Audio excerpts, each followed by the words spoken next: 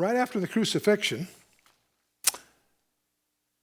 Vespasian was ordered by Nero to attack, to take over Jerusalem, to get order in Judea, the whole area.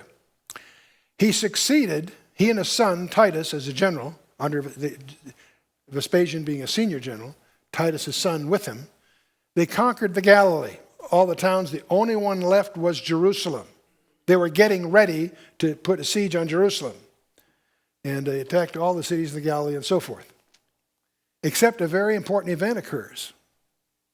Nero, who ordered this, dies. In June of 68 AD, Nero dies. What does that lead to? Anarchy and civil war. In Rome, of course. Galba assumes the rulership, and he's murdered by January. So not even 6 months go by, Galba is murdered. Otho takes over, but he's defeated, and he commits suicide in April, only a couple of months later. Then Vitellius took over, but he's murdered by his own troops by December of that year. Okay? So this is a mess. Can you imagine the world empire in Rome? You've got all this struggle for power. Vespasian plays his cards right, and he takes over as emperor. He goes to Rome and kicks butt, as it were, takes charge and brings order. And he takes over and he undoes most of the mess that Nero had, all the debts and the disaster characterized by Nero, the predecessor. And these guys, of course, have taken care, they've knocked themselves out of the game. So Vespasian succeeds as emperor. Okay, what happens back in Jerusalem? Titus is left there to complete the siege to Jerusalem. There's an 18-month period in which his troops are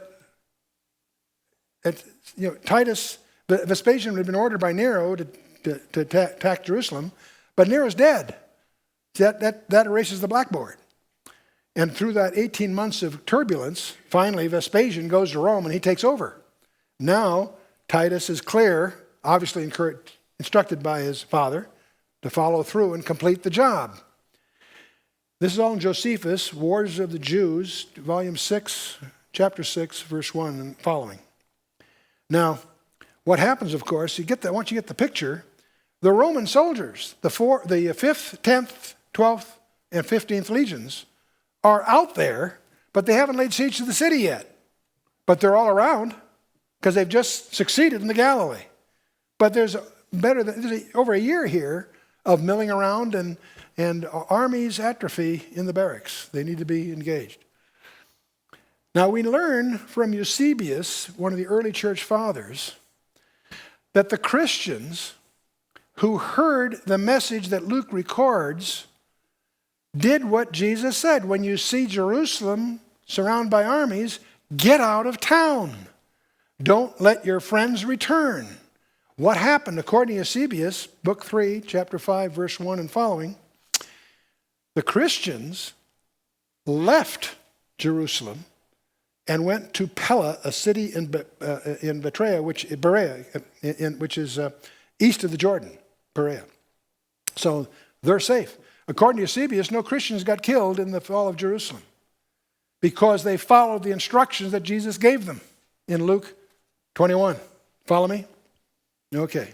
Kind of fun.